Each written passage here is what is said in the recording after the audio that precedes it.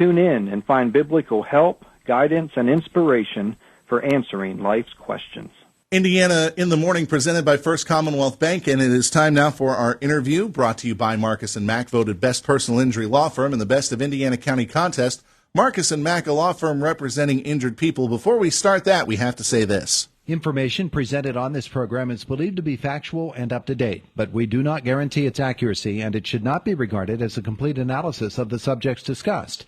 Discussions and answers to questions do not involve the rendering of personalized investment advice, but are limited to the dissemination of general information. A professional advisor should be consulted before implementing any of the options presented. Encompass More Asset Management is registered as an investment advisor with the SEC and only transacts business in states where it is properly registered or is excluded or exempted from registration requirements. Registration with the SEC does not imply a certain level of skill or training. Thank you, Todd. And joining us in studio, as usual, our good friends from GCES, Clinton Smith and Galen Bargerstock are here. GCES. Gentlemen, how you doing this morning? Good. I tried to time that introduction out. No, that was perfect. All right. Hey, what are we going to talk about today? I know that this is going to have to deal with financials for, not strictly financials for kids, but children are related to the topic in this. Yeah, it actually is all about finances for kids. Okay, go for it. So we wanted to talk about UGMAs, 529s. We've been getting a lot of questions from clients about it recently, and we figured it would be a good thing to talk about. You know, a lot of times when we've been on here, we've been talking about the stock market, what to do when you're losing money. Yeah. Well, this is a completely different scenario. This is when you have money and you want to give it to one of your kids. All right. So let's start right away with the term that got me saying, what in the world? What is an UGMA?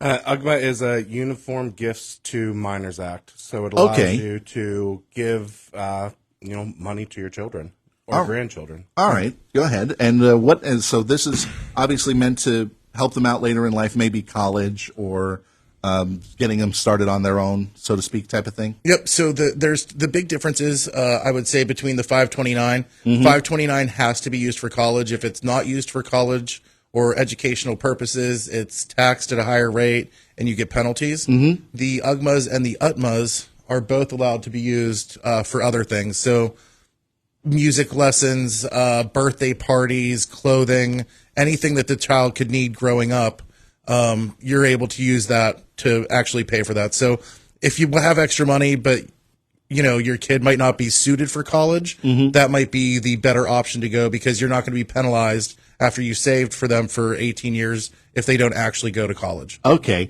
Now, I actually have heard of 529s. I think there was a long time ago, there was a lot of promotions about the TAP 529 program. I think that was the state-involved program. Yeah. So 529s are specifically for education then? Yep. All right. And they could be used to purchase books or tuition or supplies or whatever. But you're saying with these can be used for just about everything else. Just about anything that the kid needs grown up. All right. Excellent. So how long do these accounts normally run? Are they like 18-year accounts? Yeah. For an UGMA, it's 18. For an UGMA, it's 18 for the other? Yeah, as soon as the child becomes an adult, once they're no longer a minor, essentially what happens is there's a custodian that's going to manage the account for them, and then when they come to age, they take over the account, and it is their money. All right. So you mentioned the benefits. Obviously, this is going to be this helps the child out later in life, but you also mentioned that this is also going to be a long-term plan. So I'm assuming there's high rates of yield on this, things like that. What do I want? Interest rates. Interest rates is what I'm thinking of. I'm trying to think of it as like a regular savings account, but it isn't. Yeah. No, typically these are making about 6 to 7%, which is a lot higher than a high yield savings account. So they do have good rates. Well, I mean, what rates comes to risk tolerance, so you're going to play the market essentially. Okay. It's just if you're doing it over a longer period of time, the risk tolerance is going to be a little bit higher. But you have to always consider, risk is involved when you do these plans. How easy is it to set up one of these?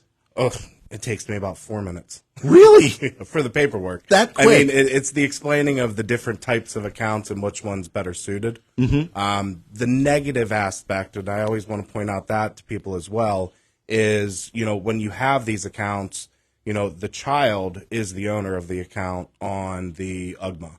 and the parents are the owner of the account in a 529. Right. So there's tax advantages, and I'm not a CPA, but there's tax advantages of doing one versus the other for the household. Okay, so let's go ahead and talk about some of those advantages and disadvantages. Well, you said whatever we can tell our listeners about some of those advantages of having these UTMAs and UGMAs. Am I even saying it right? UGMA sounds good. UGMA, Yeah. okay, Yeah, sounds good. All right, so go ahead and talk to us about these programs. Obviously, you offer them as part of GCES's lineup of programs. Yep.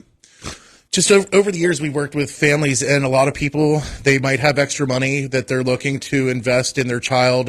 Even grandparents will set these up for their grandchildren and stuff like that. But, the UGMA and UTMA versus the 529, if you have extra money, but your kid might be a little bit of a dummy, let's just say it, and you don't think they're going to go to college, then that's the place to put the money because you can use it for anything. So I wouldn't call the kid a dummy. They may want to go to a trade school. Yeah, well, not even a trade school. But they could go or go backpacking anywhere in Europe. Yeah, for sure. a year. Yeah, it's just if they're not going to go to college, it's a much better place to put it because if you put it in the 529 and they don't go to college, then you're going to be penalized, and then you're kind of going against the whole point of having the 529 in the first place. Yeah. Okay, so that's the big advantage, but you said that there are disadvantages to this as well. Yeah, and I just want to point out that you can't actually have both accounts at the same time. You can, Yeah, okay. So it's not a one or the other Yeah, situation. yeah, Okay. no, you can do both. I mean, the negative aspect on it is, you don't know if the child's going to college. And, and that's the biggest thing with all of this stuff. You don't know, but the most popular account that I see, what people normally are picking up, is the UGMA. Okay. The grandparents paying they want to do something for their grandchildren, throw a little bit of money in it each year. And, over the years, these accounts can really add up in value. It's definitely changed from the days when the grandparent or somebody would buy a savings bond for their child and watch as that bond matures. But we kind of know savings bonds, even though they're great, solid money, and it does grow, it doesn't have as big an impact as these accounts do. Whenever you have to wait 15 years for $100, it seems like a long time to wait. I remember getting those growing up where, you're waiting to turn 18 or however long it takes to mature, and then, you have $100. Like the UGMA, you can put up to, $17,000 per year, $34,000 per married couple. So if you're doing that for 5-10 years, you have quite a lot of money in there. Yeah. And trust me, I've given some too. I think I gave each of my nieces and nephew a savings bond whenever they were born. So, but say somebody's still old school in that regard. Are they able to contribute to UGMAs and UTMAs, even if it's just giving them like, oh, this is a $50 check for their birthday or a $100 check for their birthday? Can they give it to the parents? Then the parents put it in. They sure can. Okay, Yeah. And savings bonds too. Yeah, and I also want to point out that I can put bond funds inside of that, so it doesn't all have to be in the market. It doesn't all have to be in the market. Yeah. It can be bonds. It can be cash. It can be whatever. It's just more flexibility. All it's right. a way to transfer the assets to a minor. It's blowing my mind a little bit that these things even exist because I again think of just the 529 accounts and those being a good idea for education. But as you said, maybe kids don't want to get the college education afterwards. So how can they find out more about these programs? Obviously getting a hold of you. Yeah, give us a call. Our number is 724-915-0000.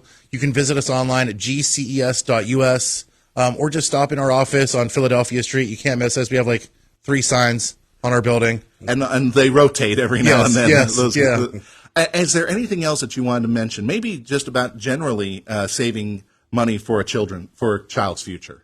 Well, I mean, everybody wants, their child to do well. I think that's the ultimate goal, for them to do better than you did yourself. So if you put a little bit more, at the very beginning when the child's, 1 or 2 years old, that's really going to add up. Yeah, definitely. Yeah. And even if it is just a little over time, every year or so, another $50, $150, that adds up. That's the big part of savings, and that's also the big part of interest as well with this whole thing.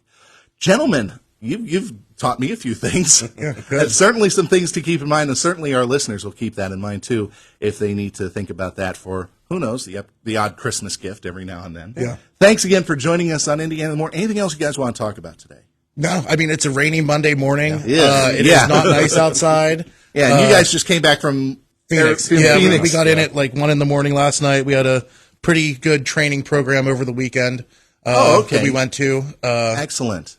And just got back late last night. And So the process is always evolving. Yeah. I mean, so that's something to keep in mind, and these guys are on top of their game. Clint, Galen, thank you both very much for joining us in Indiana in the Morning. Say hi to everybody at GCES, and we'll talk to you again next month. Thank you so much, Josh. Thanks again.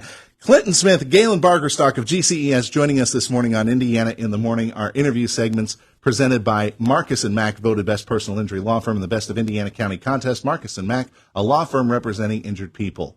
8:22 at Indiana in the Morning. Let's see if we can get a little bit into our health cycle here. We're going to see if we can get House Call for Health up here on Indiana in the Morning, House Call for Health from Fox News. We're glad that, though, you could join us here on Indiana in the Morning. Yeah, let's start with the health beat. Pfizer and BioNTech are beginning a phase 3 trial for